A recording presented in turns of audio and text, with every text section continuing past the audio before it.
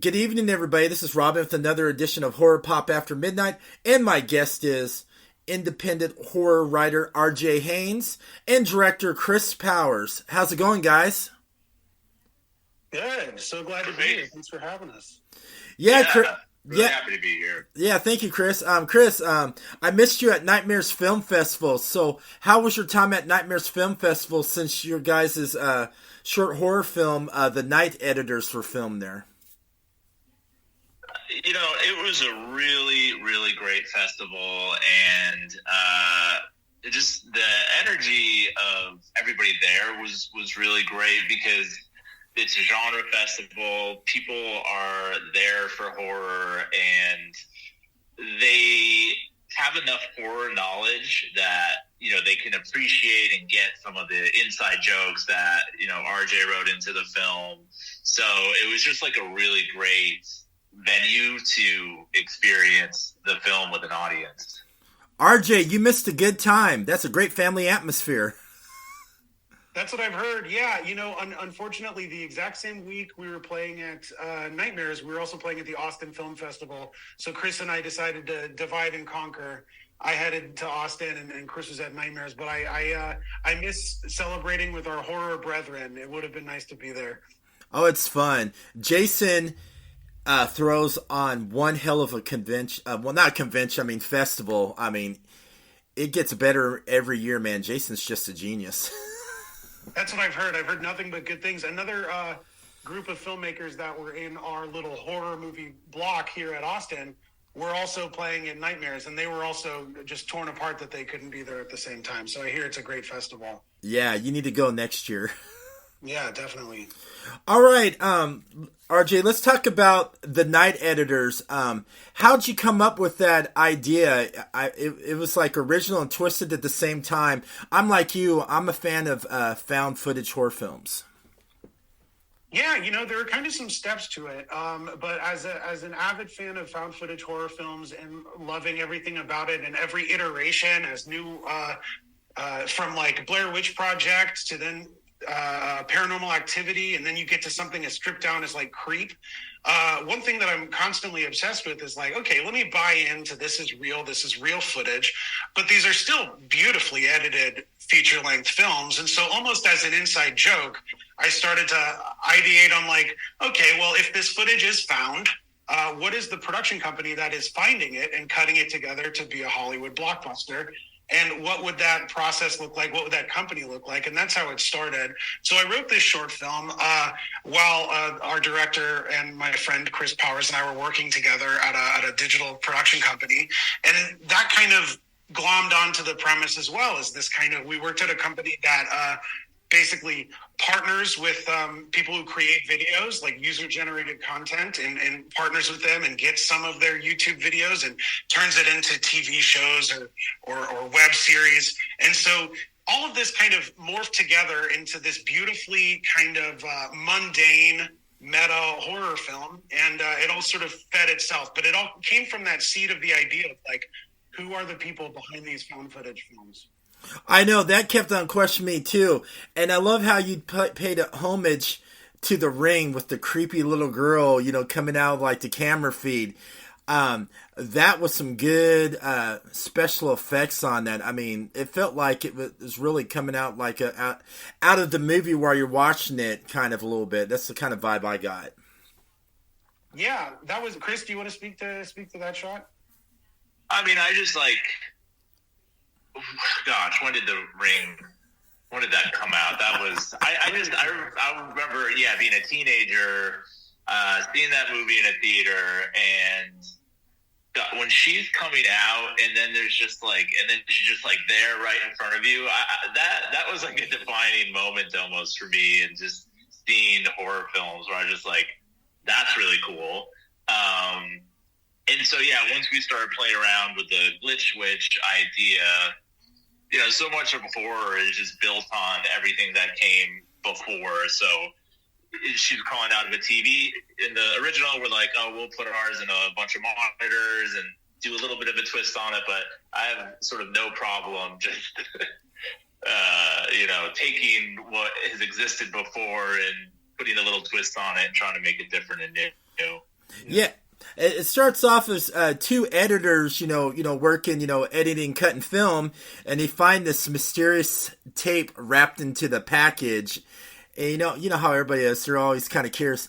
I would have been the guy in the movie who would be curious. I would have unwrapped it and played it anyway, and that kept me at the edge of my seat. That's like, is he going to open it or not? Or are they just going to just like straightly stall, I want to see what's going on, And I love how the twist it is.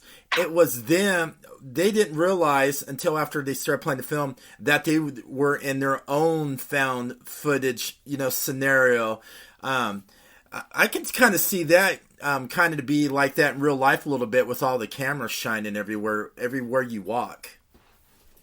Yeah, that was a big element that Chris brought to the conversation with the script. The first draft didn't touch on this as heavily, but there's really a space for found footage and voyeuristic horror in this social media obsessed world that we're in. And I think people have tried to crack it in that space. I don't know if you saw Deadstream last year. Incredible found footage. Deadstream was awesome. I love it. It was about the influencer because he's trying to get his, subscribers back up. And I loved the actress who played that creepy demonic girl, man. She grew on me.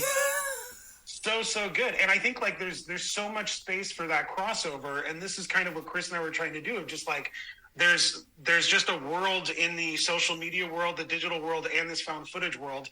And so our protagonist, Brian, is on his first day at this editing company, and he comes in with he's titillated by it all. He's a voyeur. He likes following the drama on all of his social media feeds, but he also that same impulse is what leads him to want to plug in that hard drive. So it's a morality tale in the Twilight Zone sense, but it also kind of speaks to how we all like you said yourself, Robin. It's like we're all kind of in a potential found footage horror movie because we're all being recorded, we're all being watched at all times, and we just sort of wanted to play with the murkiness of that.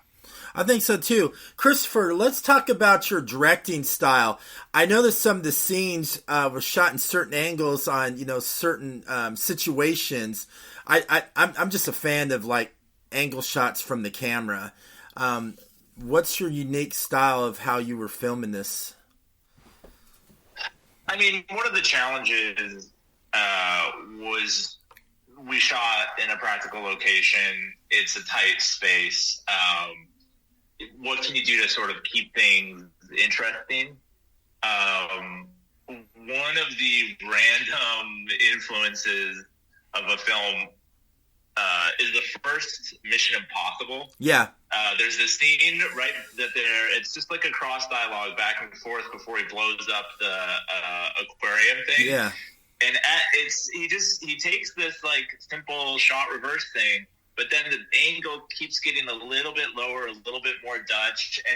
And so I think we were just trying to sort of throughout raise the tension in just how the camera is placed and have it be in sort of uncomfortable positions and just sort of start to let the audience know that there's something going on, because otherwise if you're shooting it really sort of straightforward, it's just going to be a little bit boring. And we're trying to have a little bit of a camera story that, increases attention. Yeah, let's also talk about the film score. I really enjoyed it. I just love the eeriness and the little creepiness to it, how you guys blended it into the certain scenes, which made it really invested in the film to see how the two main characters were going to survive, because to understand what's going on, they're being watched, and that music was just perfect. I appreciate hearing that, just because I'm an editor and cut the whole film, and one of the most fun things is really just doing sound design on a horror film. And you could spend months just doing it with just, little hits, little undertones. We tried to find all those little things. We tried to have a recurring, just little bit of a noise that was almost the theme music of the hard drive itself. Yeah. Just to sort of do all those little audio cues to keep the audience kind of engaged in the story the way that we wanted them to be. Yeah, I just love the film. I love how you kept it practical. It wasn't gory or freaky like how most people want to add on it. I just like the practical effects, and, where it gets you really thinking in your mind what's really going on. I just like the style, how you guys filmed it that way, instead of adding CGI and like blood and gore. I mean, there's nothing wrong with blood and gore in films, but I just like how you did it where you had to think a little bit while you were invested in the characters in the film, and you can just imaginary think it without, seeing the blood or the CGI. I just like how practical it was. A lot of that was, due to creating within our own limitations. Our location that we shot at was actually the place where we were working after hours. And so, this was shoestring budget, this was passion project, and this was all kind of figured out and written knowing our limitations. So it means a lot that you responded to that, because it's true. It's like the classic Jaws scenario. It's Jaws scenario. We just sort of created within the box we were put into, and so I'm thrilled that it works. I think so too. Well, there's also just like, I don't know a lot of examples where there is some sort of death by a supernatural entity where you as a viewer watch it and you're like, oh yeah, that makes sense. That's how a ghost would. How would a ghost kill? I don't know. Yeah. It's just like, it's a hard, So sometimes it's just like, yeah, keep it vague, because what exactly would that look like? It's often unsatisfying. I feel like in a lot of films, you're like, oh, all the bones break and then they die. Okay, like. Like your entity in the film, I would have loved to little know about the origin. I wish you had like a little origin to it, how this entity, came to be, and how it, affected, this whole editing studio. We've got a bit of a headcanon. We kept things vague in the short, but we do have a treatment for what a feature-length version of The Night Editors would be, where we delve into that a little bit more. The luxury, we discussed this a little bit. It's like Chris and I did while making this, is like, when you're watching a horror feature, you really want rules, you really want limitations, because you want the audience to understand the logic and the stakes. With a short film, and I might be wrong on this, but I firmly believe, like, you have the luxury of vagueness. You have the luxury of the unanswerable, because it happens so quickly. And in a way, that also puts you in the place with the protagonist of the short film, because everything is happening so quickly. They don't get a chance to go to the library and read the book, or have the Zoom chat with Vincent D'Onofrio, who happens to be an expert on the demon. And so... yeah, I think it's a luxury we had in the short that in our feature version of the script we'll have to delve deeper into. But, yeah, you had me. I was like, I wanted more. I mean, it ended so quick, and I was like, no, I want more. And those guys better and then in my mind, I'm like, those guys better be doing a feature film, damn it, because I want to see how far it goes, or if you explore it from the editing office to, everywhere. I mean, so many possibilities. Yeah. Well, I think one of the things that RJ was mentioning is just, I personally am just obsessed with the effect of social media on sort of our society and culture. And, this idea of virality or going viral or being an influencer, it seems very obviously a curse of some sort. And so I think we would definitely probably follow that idea a little bit of, and there's just so many obvious real world analogies of people who have gone viral or, done something crazy on the internet, and like their life has changed forever. And there's not really any way to get around it. And so it feels like a really clean analogy to begin to explore in the feature. Now, let's talk about the main characters in the film. Were they the ideal people to play those roles in the film? Yeah, I mean, we were working with them at the time. Oh yeah. I'll speak to this briefly. We were working. Yeah, this was all people we were working with together, and Lindsay and Nick, who play the two leads, are. I mean, we live in LA. We work in the industry. We know a lot of actors, and these two, I would say, still hands down, are two of the best actors that I know, and they bring so much. Natural energy. It was so important that, like, to buy this place and to buy the premise, you have to believe that this is the place of work. This is an actual boring night job for someone to have. And so we did our part of doing set deck, and some of it was already there because it was our job. But then the really important thing is we needed two people to act as if they belong there, act as if they live there, and just make it all feel very lived in and natural. And I can't think of two people who could accomplish that better than they both did. You feel like you're just dropping in a random night shift at this place. So Lindsay and Nick, both incredible. And then all of our kind of tertiary characters, my dear friend Alexandra Kyle was the first victim in the opening cold open. Yep. She's her whole life and also very natural. And so, yeah, we were lucky to get the people that we got. Well, you did a good choice because by watching them, like you said, you feel like you were in that office with them when everything's going on, and you can feel they were comfortable around each other. And I love how you can tell how they were playing off each other just to make that scene like $1 million. You can just feel it how they played off of each other. Awesome. Yeah, I mean, one of the things that I'm always looking for from an actor, in which all three of the people really delivered that RJ just mentioned, is just that they're very giving on screen. They're not trying to make the scene about themselves. Mm-hmm. They're trying to make the scene about their scene partner. They're trying to make the scene partner look as good as possible. And having worked pretty closely with both Nick and Lindsay before, they just really naturally do that, and therefore they make each other's performances look really, really strong. Well, I mean, like I said, it paid off, so I give them kudos. I mean, they did that good, and I love how you guys made it so authentic, because you guys, are in that type of field of editing and all that too, and I love the authenticity of the film too, because if you want to make a good film like that, you try to make it as authentic as you can, like doing research and making it just right.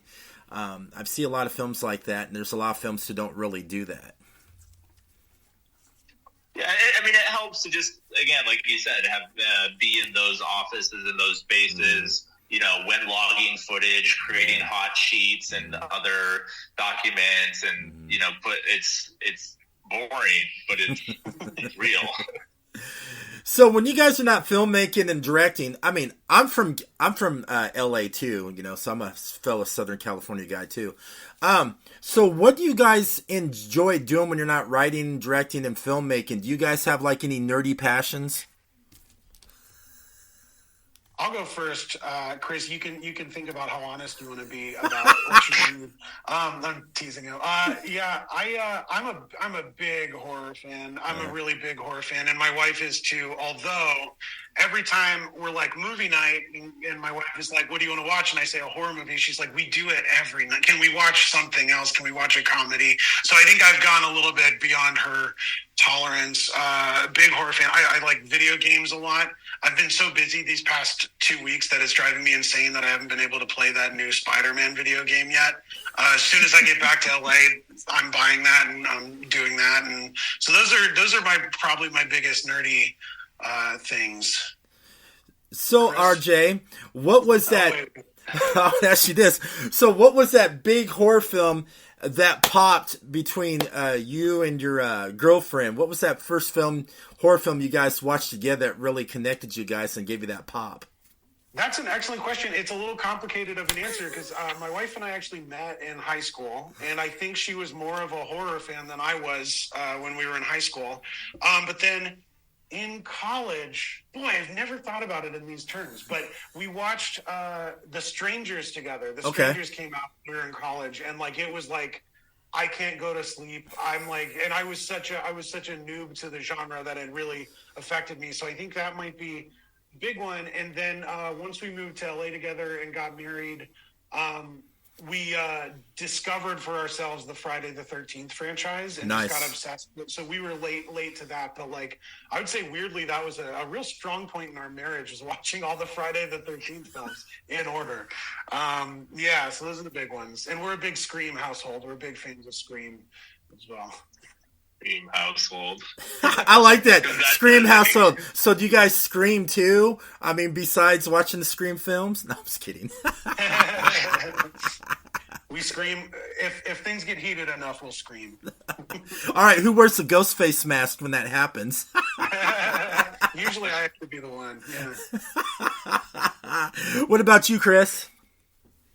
Well, what RJ was sort of beginning to tease about is it's pretty well known in my friend circle that I'm a big sort of hard sci-fi and fantasy person, reader, and not always the highbrow stuff.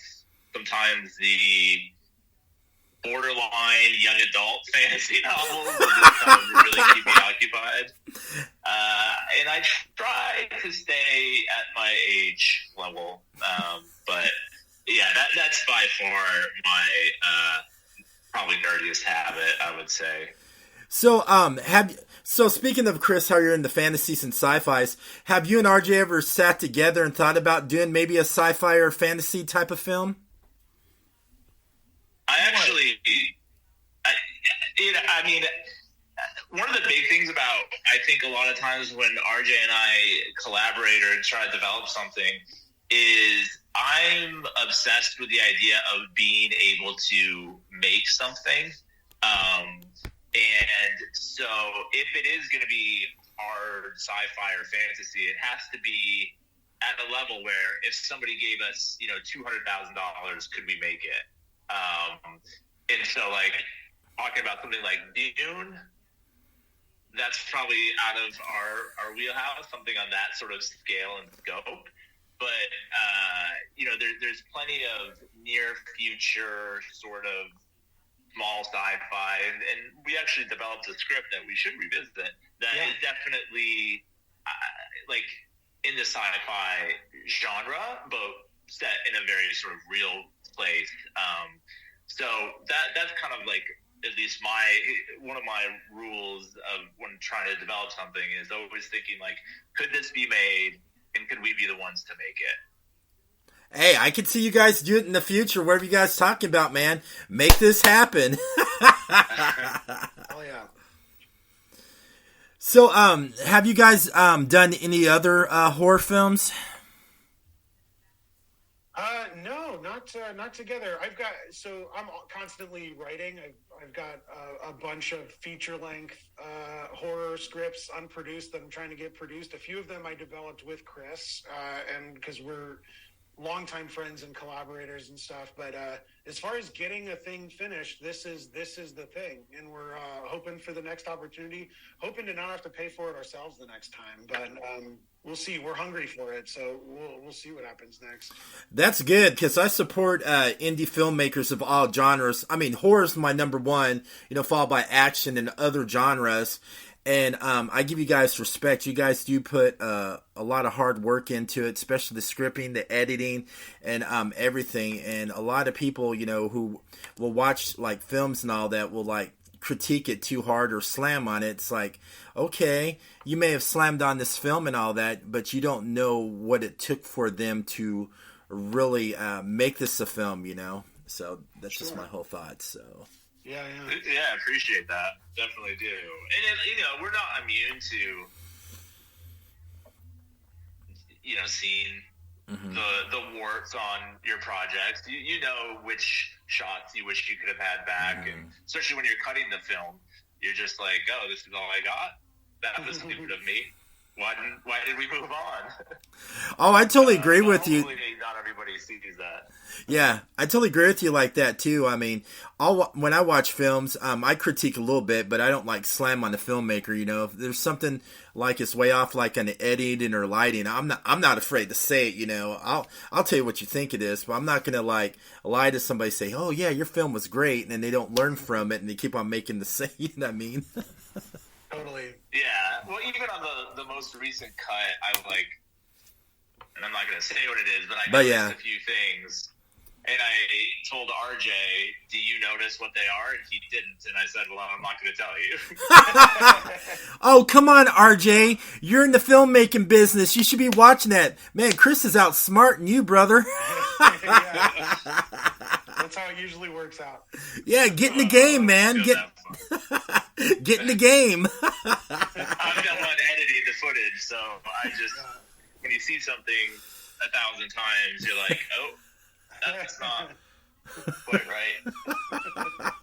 That's awesome. So where can everybody find you on social media to see what you guys are doing next?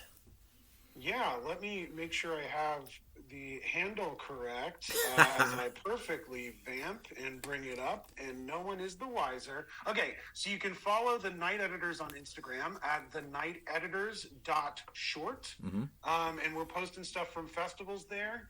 And kind of our whole journey there and what's going on. And then, hey, I'd also love a follow. You can follow me at R.J_Haynes. That's HAYNES, RJ_Haynes.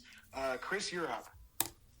Well, actually, you know what we should do now that we're just kind of brainstorming in real time is we should put our individual handles on the short film.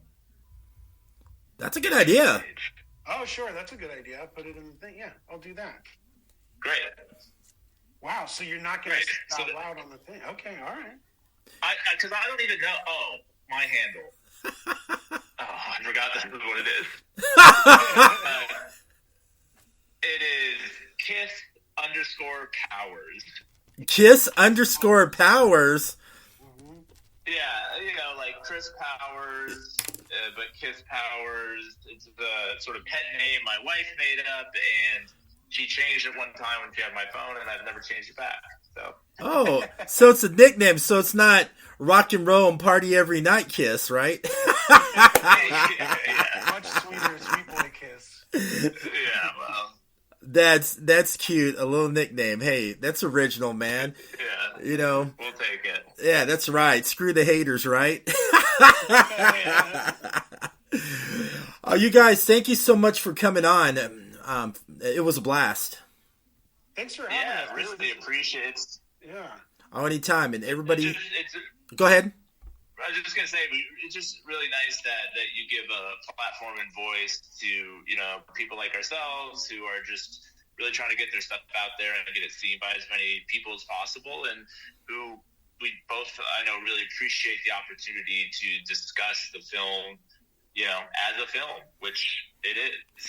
Well, I like that. I love sharing stories for indie filmmakers and artists out there. If there's a certain film I like, I'm going to share the fuck out of it and try to, you know, get the filmmakers on. Sometimes it's hard to find the filmmakers to get them on because sometimes they're not really on social media or all that, and you're trying to hunt around and all that. But there's some, you know, good stuff out there that people should know of. I mean, indie horror is where it all starts, you know. I mean, because you have all these great creators and directors and writers all started before they, you know, made it big and all that. It starts from the original indie creators, in my opinion. Yeah, definitely. Thank you. Really appreciate it. And everybody, thank you for listening to Horror Pop After Midnight.